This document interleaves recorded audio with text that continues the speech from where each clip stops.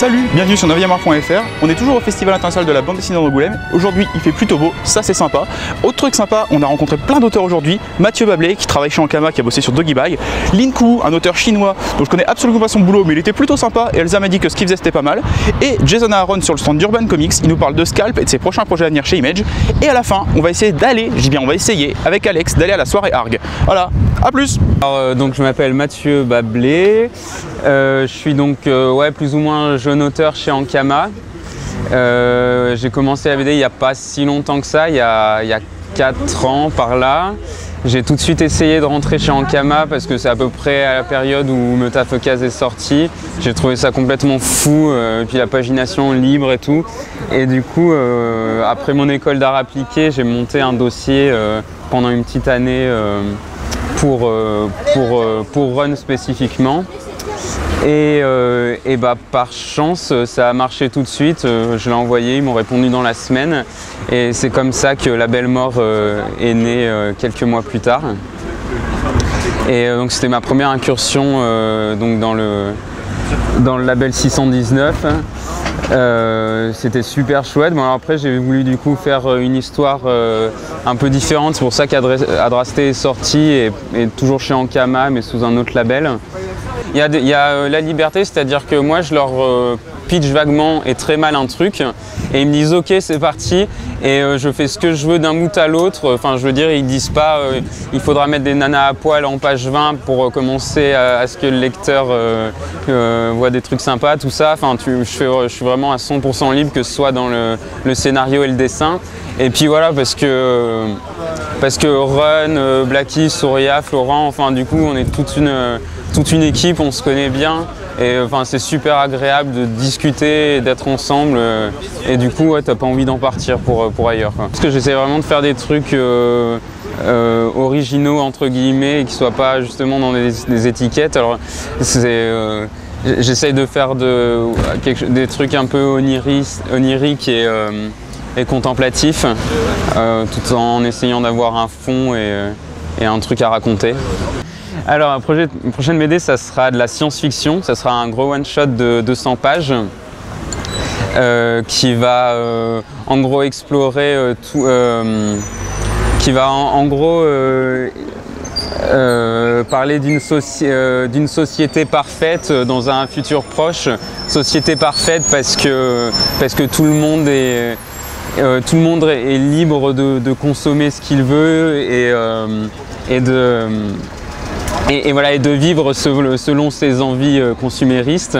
Et on va voir un peu comment le vernis se craquelle et essayer de montrer que ce système peut pas marcher pour le mettre en rapport avec notre société contemporaine à nous et ses dérives. Tout ça donc sous fond d'espace, de combat de méca et de voyage spatio-temporel.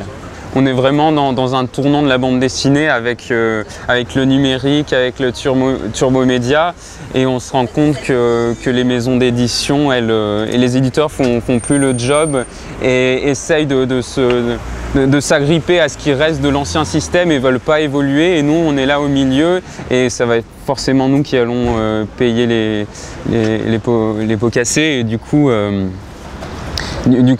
se rend compte que on va galérer vachement. Suivant. Ouais, on va y aller, ouais. On y va? Ouais. Ok. Donc Angoulême, c'est le festival international de la bande dessinée, donc des bulles, mais c'est aussi le festival des bulles brassées. Donc là, on file à la soirée du magazine Arg. On ne sait pas où c'est, donc je vous préviens, on va peut-être chercher un peu, mais on va y arriver. C'est parti. Est-ce que quelqu'un a quand même cherché l'adresse? Non. Ah d'accord. Ah, c'est ma vraie mission. Donc faut que je demande, c'est quoi? C'est le bar, le Karma? Karma. Ok. Bon bah on va attaquer le premier groupe hein, parce que... Excusez-moi, est-ce que vous savez où est le bar, le Karma? Et la soirée Arg, au Champ de Mars. Est-ce que vous savez où est le Champ de Mars? Toujours tout droit. Toujours tout droit, c'est parti. Bon c'est toujours tout droit. Apparemment c'est toujours tout droit. Depuis tout petit, j'ai aimé le dessin. Ma famille n'avait rien à voir, n'était pas du tout une famille d'artistes. Mais moi, depuis tout petit, je dessinais pour la moindre chose. Et même quand j'ai commencé à apprendre à écrire, je continuais encore à utiliser le dessin pour m'exprimer.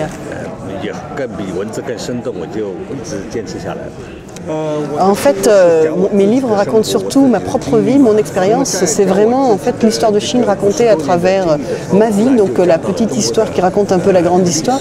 Et c'était une façon pour moi à la fois de faire parler de ma famille, mais surtout aussi de donner conscience aux jeunes de cette période historique qu'ils n'ont pas forcément connue, et également de rappeler aux gens de ma génération toutes ces années un petit peu difficiles que nous avons vécues sous Mao. Justement, c'est très important pour moi de transmettre effectivement à la jeunesse, parce que ces dernières années, les changements en Chine ont été tellement importants qu'on a tendance à oublier ce qui s'est passé, à oublier l'histoire. Et donc je trouve ça vraiment dommage de ne pas garder des traces de cette période en tant qu'homme, mais aussi pour mon pays, pour ma patrie. Donc pour moi, il était très important de laisser un témoignage. Depuis toujours, j'écris quand même plutôt tout ce qui concerne ce que j'ai pu voir, ma vie quotidienne.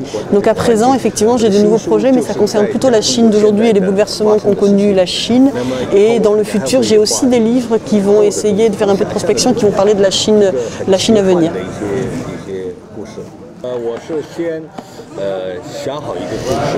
D'abord, j'imagine une histoire, après je la structure à peu près, et ensuite j'écris les images une à une, et je n'arrête pas ensuite de faire des améliorations, des changements, des corrections.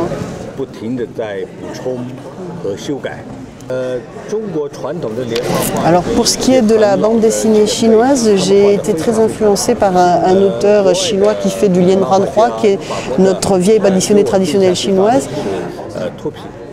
Je vais demander à d'autres personnes.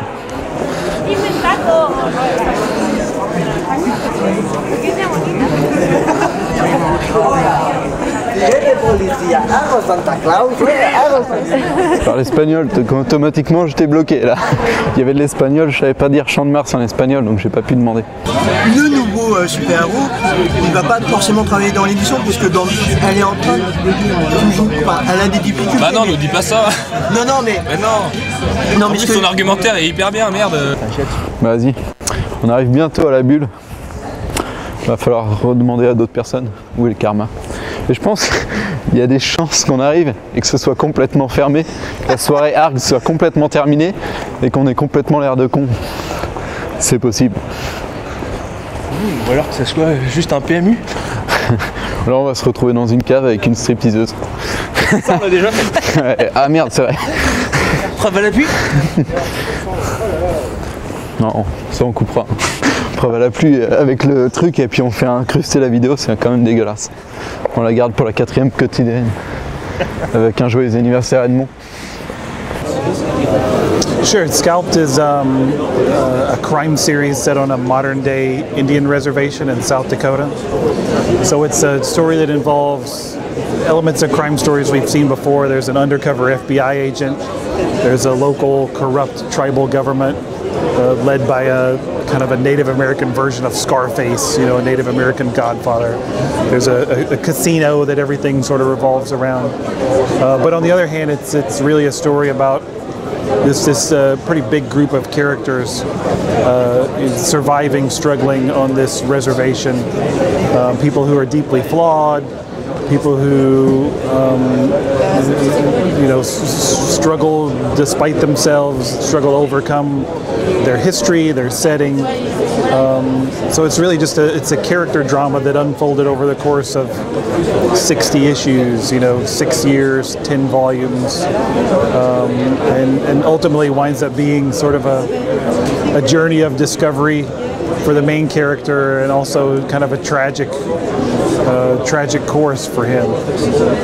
So I like mixing that up. I mean, Scalped was very dark and very dreary, and I may have gone crazy if I had just been writing nothing but that, for years. But I could write a Scalped issue and then turn around and write an issue of, Astonishing Spider-Man and Wolverine, or something completely different. So I still like that even today, I'm still mixing it up from week to week, so I never get bored. I'm never doing exactly the same thing. I'm always able to flex different muscles creatively, because it's a different challenge to write a crime story than it is to write an issue of The Incredible Hulk. Yeah, I have a new book that starts in April of this year from Image Comics. It's called Southern Bastards. So it's kind of it's a crime series, sort of in the Scalped vein, but this is about kind of where I'm from. I grew up in Alabama in the Deep South in the States. So this is a book set in a fictional county in Alabama, where the local crime boss is the high school football coach. So it's sort of a homage to the 70s redneck cinema, like Walking Tall. And yeah, that starts in April. And it's to be the first big creator-owned book I've done after Scalped. Donc là, on est place du Champ de Mars, je pense. Ça ressemble à une place. Il y a le premier dôme. Donc on devrait, on a dit gauche à un moment. Attends, je vais faire une escale. Excuse-moi, tu connais le karma? Oui. Peux-tu m'indiquer la direction? Le karma, eh bien c'est bien simple, c'est tout droit et la première gauche, c'est à gauche. Genre juste là? Genre juste là après? à gauche. Et tu vas voir, il y a une nuée de gens. Ok, donc c'est ça. D'accord, ouais, c'est la soirée ARG, c'est pour ça. Bonne soirée. Bah merci bien, bonne soirée à toi. Merci. On a perdu des gens, non? Ah non, ils sont là-bas. Bah on va faire une pause, je pense. On va les attendre, donc une pause, une publicité. Donc Milou, laisse les vaches tranquilles. C'est avec leur lait qu'on fait ce bon fromage. Je dirais même plus, cet excellent fromage. Fromage Tintin, le fromage des jeunes gourmands de 7 à 77 ans.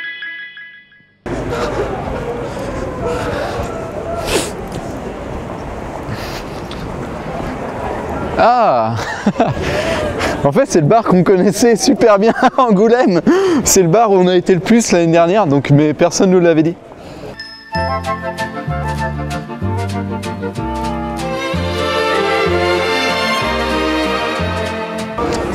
Bon, bah du coup, on a réussi à arriver. Bon, on n'a pas réussi à rentrer encore, mais vu la Madjan, on va essayer de vous faire les prises à l'intérieur, mais c'est pas encore dit qu'on y arrive à rentrer.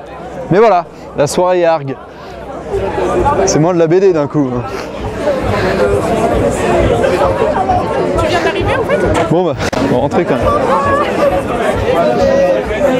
Pardon, excusez-moi, merci. Pardon, merci. Ouais.